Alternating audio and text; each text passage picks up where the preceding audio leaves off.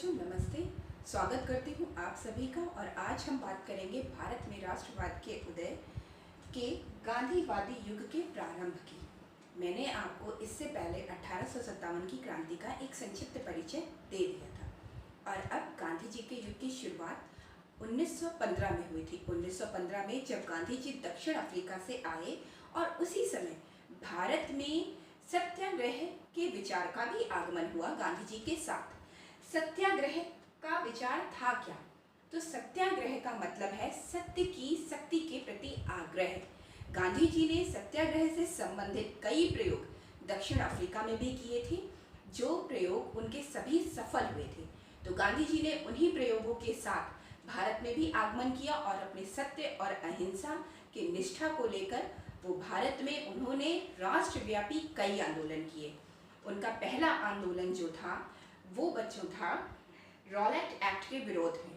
यानी कि Rowlatt act imperial legislative assembly ने बहुत ही जल्दबाजी में ये कानून पास किया था, जिसका तात्पर्य था ना अपील, ना वकील, ना दलील। यानी कि राजनीतिक बंदियों को ब्रिटिश सरकार 2 वर्ष के लिए जेल में डाल सकती थी, वो भी बिना किसी कारण को बताए। तो अब गांधी जी को इस आंदोलन का, रॉलेट एक्ट का, इस कानून का विरोध कराना था। इसके लिए एक आंदोलन तैयार करना था। परंतु बच्चों, जनरल डायर ने अपनी कमान संभाल ली और 1919 में 13 अप्रैल 1919 में जनरल डायर ने जलियांवाला बाग नामक स्थान पर, जो कि अमृतसर पंजाब में है, वहां पे एक हत्याकांड हुआ जिसमें सैकड़ों की संख्या में लोग मारे गए थे और देश में मार्शल लॉ लागू हो गया था। यानी कि कोई भी विरोध करना जो था लोगों का और जन समूह करना इलीगल घोषित कर दिया गया था, यानी कि अनसंवैधानिक घोषित कर दिया गया था। तो अब क्या हुआ? इसके उपरांत बच्चों, जो रॉलेट एक्ट का जो विरोध था वो देशव्यापी नहीं कहा जा सकता। रॉलेट एक्ट का विरोध शहरों में हुआ, लेकिन हमारे गांव उससे नहीं जुड़ पाए। और भारत कैसा देश है? गांव का देश है। हमारे जब गांव से नहीं जुड़ पाए, तब फिर क्या हुआ? दिसंबर 1920 में गांधी जी ने असहयोग आंदोलन का आह्वान किया।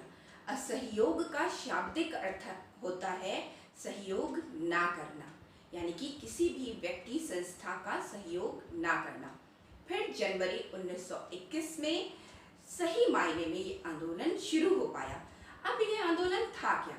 तो इस आंदोलन की रूपरेखा मैं आपको बताती हूँ कि ये आंदोलन कैसे शुरू हुआ, इस आंदोलन में क्या क्या हुआ। तो इस आंदोलन में सर्वप्रथम लोगों ने अपनी उपाधियां वापस की, अपनी पदवियां वापस की। जितने भी लोग और जो भी लोग सरकारी नौकरियों में थे, उन सारे लोगों ने सरकारी नौकरियों से त्यागपत्र दे दिए। चाहे वो हेडमास्टर क्यों ना हो स्कूलों के, चाहे वो शिक्षक क्यों ना हो, चाहे वो सरकारी स्टेशनों के मास्टर क्यों ना हो, रेलवे स्टेशन रेल चलाने वाले कोई भी व्यक्ति क्यों ना हो, ऑफिसों के क्लर्क, नगर पालिका से लेकर सभी जगह लोगों ने अपनी अपनी नौकरियों से त्यागपत्र दे दिए। छात्रों ने स्कूल और कॉलेजों का बहिष्कार कर दिया। छात्रों ने स्कूल कॉलेज में आना बंद कर दिया। लेकिन इसका मतलब ये हुआ सरकार की सभी व्यवस्थाएं, सरकार की जो भी व्यवस्था थी जो जन सामान्य से जुड़ी हुई थी, वो सभी व्यवस्थाएं ठप होने लगी। दूसरा एक आह्वान गांधी जी ने असहयोग आंदोलन के समय ही किया था, स्वदेशी आंदोलन। स्वदेशी आंदोलन का अर्थ है विदेश से आई हुई सभी चीजों का आप संपूर्ण बहिष्कार करें और जो चीजें स्वदेश में बनी है, यानी अपने देश में बनी है, उन चीजों को भी इस्तेमाल में लाएं। विदेश से आने वाली एक एक चीज का बहिष्कार कर दें। ठीक है? तो ये आंदोलन बच्चों एक ऐसा आंदोलन था जिसने शहर से लेकर गांव, यानी पूरे राष्ट्र को एक डोर में बांध दिया और पूरा राष्ट्र खड़ा हो गया देश में असहयोग करने के लिए। किसका असहयोग करने के लिए? ब्रिटिश सरकार का असहयोग करने के लिए पूरा देश एक सूत्र में बंध गया। लेकिन बच्चों तब तक एक बात घटित हो गई, जिसको मैं कहूँगी गोरखपुर में फरवरी 1922 में एक जनसामान्य, एक साधारण सा जुलूस जा रहा था, जिसकी पुलिस चौकी से झड़प हो गई और लोगों ने पुलिस चौकी को फूंक दिया। उस पुलिस चौकी को फूंकने में एक अंग्रेज सैनिक और हमारे 21 भारतीय पुलिस जवानों की हत्या हो गई। वो जिंदा जल गए। गांधी जी, जैसा कि आप जानते हैं, अहिंसावादी थे। उन्हें हिंसा बिल्कुल पसंद नहीं थी। उन्होंने फौरन असहयोग आंदोलन को वापस ले लिया, यानी कि फरवरी 1922 में वो देशव्यापी आंदोलन जिसने संपूर्ण राष्ट्र को एक कर दिया था, स्वतंत्रता की मांग को, असहयोग को उठा दिया था, वो गांधी जी ने अचानक से इस हिंसा के कारण वापस ले लिया। अब हम बात करते हैं सविनय अवज्ञा आंदोलन की। सविनय अवज्ञा आंदोलन से पहले मैं छोटी सी इसकी पृष्ठभूमि बना देती हूँ कि सविनय अवज्ञा आंदोलन कैसे और कब हुआ। 1928 में बच्चों साइमन कमीशन भारत आया था और आपको शायद याद होगा, लाला लाजपत राय ने नारा दिया था साइमन गो बैक, और वो साइमन कमीशन के विरोध में ही एक जुलूस निकाल रहे थे, एक विरोध कर रहे थे और उन्हें लाठियों से पीटा गया था। तब लाला लाजपत राय जी ने एक कथन कहा था जो मैं यहाँ पे बोलना चाहूँगी कि मेरे शरीर पे पड़ी एक एक लाठी अंग्रेजी सरकार की ताबूत में ठुकी हुई एक एक कील का काम करेगी। उनकी इसी बात को सुनकर भगत सिंह जैसे क्रांतिकारी विचार के लोग भारतीय क्रांति में कूदे। और अब बात करते हैं 1929 की। 1929 को बच्चों एक पूर्ण स्वराज की मांग की गई। लाहौर अधिवेशन का समय था और 1929 में नेहरू जी ने पूर्ण स्वराज की मांग करी और 26 जनवरी 1930 को स्वतंत्रता दिवस के रूप में मनाया गया। इस दिन का महत्व मैं आपको क्या बताऊं। इस दिन का महत्व भारतीय राजनीति में इतना ज़्यादा था कि हमारा संविधान जब 26 जनवरी सन 1949 को बनकर तैयार हो गया, तब हमने उसे मात्र अंगीकार किया, उसे पूर्ण रूप से लागू नहीं किया गया। इस दिन की महत्ता बेकार न जाए, इस वजह से हमने अपने देश के संविधान को 26 जनवरी को लागू किया। अब बात करते हैं सविनय अवज्ञा आंदोलन की। सविनय अवज्ञा ये दो शब्दों से जुड़ा हुआ है। सविनय यानी विनय के साथ, अवज्ञा का मतलब होता है बात ना मानना। तो गांधी जी ने 11 सूत्री एक कार्यक्रम की मांग की और गांधी जी ने कहा अगर 11 मार्च 1930 तक ब्रिटिश सरकार ने उनकी मांगों को नहीं माना, तब गांधी जी एक देशव्यापी आंदोलन का आह्वान करेंगे। और लॉर्ड इरविन उस समय भारत में के वायसराय थे। लॉर्ड इरविन बिल्कुल झुकने वालों में से नहीं थे। वो गांधी जी के इस अल्टीमेटम को भी उन्होंने नहीं माना। वो अल्टीमेटम शब्द बेटा हिंदी में इसको हम लोग कह सकते हैं चेतावनी। तो उन्होंने इस चेतावनी को भी नहीं माना। ये 11 सूत्री चेतावनियां क्या थी, जिसमें 6 तो एक बिल्कुल सामान्य मांगे थी। कुछ मांगे उद्योगपतियों कारोबारियों से जुड़ी हुई थी और बाकी मांगे ऐसी मांगे थी जो उद्योगपति कारोबारी से मिलाकर पूरे भारत की जनता को जोड़ती थी। उस समय कृषि एकदम नीचे गर्त में जा रही थी। सरकार ने इतने लगान लगा रखे थे, इतने कर लगा रखे थे कि भारतीय किसानों के लिए उन करों को चुकाना बहुत मुश्किल हो गया था। और अंग्रेज सरकार का एक सबसे घातक कर था, उसे कहते थे नमक का कर या नमक का कानून। यानी कि उन्होंने एक ऐसी रोजमर्रा की आवश्यकता जिसे गरीब से लेकर अमीर हर व्यक्ति इस्तेमाल करता, वो भी दिन में 2 से 3 बार, क्योंकि हम सब खाना 2 बार तो खाते ही हैं, उस पर भी अंग्रेज सरकार ने कर लगा रखा था। तो गांधी जी ने 11 तारीख तक इंतजार किया। उसके बाद गांधी जी ने जब उनकी मांगों पर कोई भी कार्रवाई नहीं हुई, तब गांधी जी ने अपने साबरमती आश्रम से दांडी तक एक यात्रा का आह्वान किया। और वो यात्रा थी जो कि ये कहती थी कि मैं वहाँ पर जाके समुद्र के जल को उबालकर स्वयं नमक बनाऊंगा। इस यात्रा में गांधी जी ने 240 मील की यात्रा की, जिसे उन्होंने 10 दिनों में पूरा किया। और उन्होंने इस यात्रा के दौरान जगह जगह गांव वालों से, सभी लोगों से बात की, उन्हें स्वराज का अर्थ समझाया, उन्हें स्वदेशी चीज़ों को अपनाने के लिए प्रेरित किया। और गांधी जी की इसी प्रेरणा का नतीजा ये हुआ जब वो 10 दिन की यात्रा के बाद उनके साथ बहुत सारा जनमानस जुड़ चुका था। ये यात्रा उन्होंने 78 वॉलंटियर्स के साथ में शुरू की थी, परंतु उनके साथ इतना सारा जनमानस जुड़ चुका था, ये एक जन आंदोलन का रूप ले चुका था। और गांधी जी जब वहाँ पहुँचे 5 अप्रैल 1930 को, तो उन्होंने समुद्र का जल उबाला और नमक बनाकर इस कानून को तोड़ा।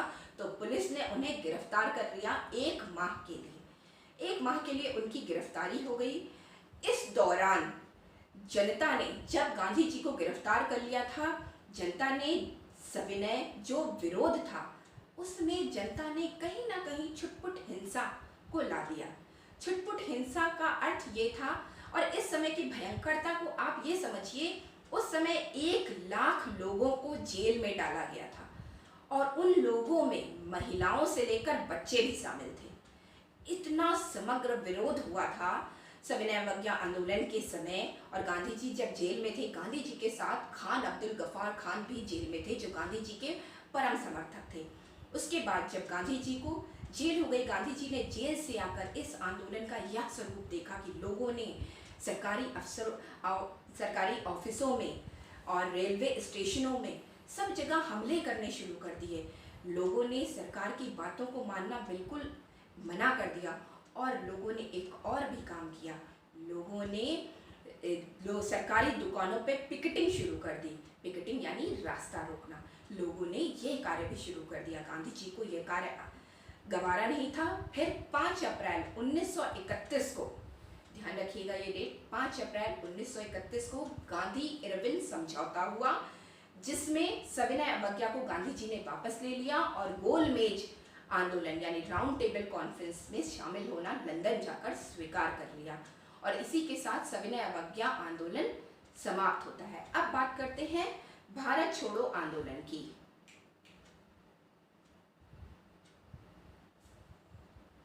भारत छोड़ो आंदोलन के बारे में बात करने से पहले हम बात करते हैं कि सविनय अवज्ञा आंदोलन 1931 में जो खत्म हुआ था, उसके बाद गोलमेज सम्मेलन के बाद 1932 में गांधी जी ने फिर से शुरू कर दिया।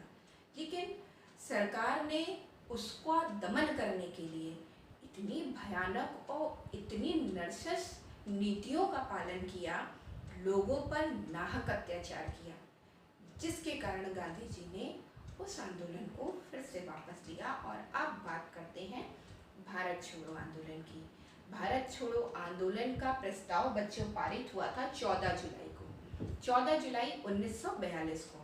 और पूर्ण देशव्यापी रूप में अगर कहा जाए तो बम्बई के कांग्रेस अधिवेशन में 8 तारीख को, 8 अगस्त 1942 को इस आंदोलन को पूरे देश ने स्वीकार कर लिया, कांग्रेस समिति ने स्वीकार कर लिया और पूरा देशव्यापी आंदोलन भारत छोड़ो आंदोलन शुरू हो गया।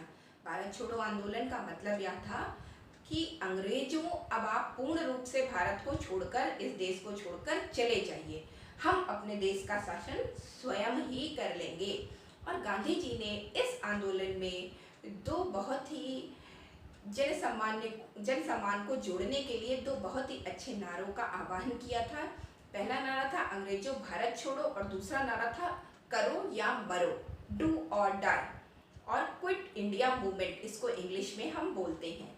इस आंदोलन में सभी लोगों ने भाग लिया, चाहे वो छात्र ही क्यों ना हो, चाहे वो किसान क्यों ना हो, चाहे वो सरकारी कर्मचारी क्यों ना हो, चाहे वो महिलाएं क्यों ना हो।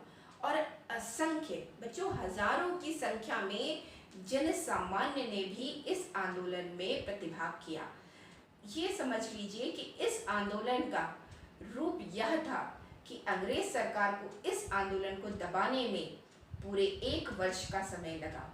उन्होंने इतनी दमनकारी नीतियां अपनाई, कुछ भी किया, परंतु फिर भी इस आंदोलन को दबाने में उन्हें पूरे 1 वर्ष का समय लगा और इस आंदोलन को अंततः अंग्रेजों ने दबाया, क्योंकि गांधी जी को हिंसा स्वीकार नहीं थी। जनता के द्वारा की गई हिंसा उन्हें बिल्कुल भी स्वीकार नहीं थी।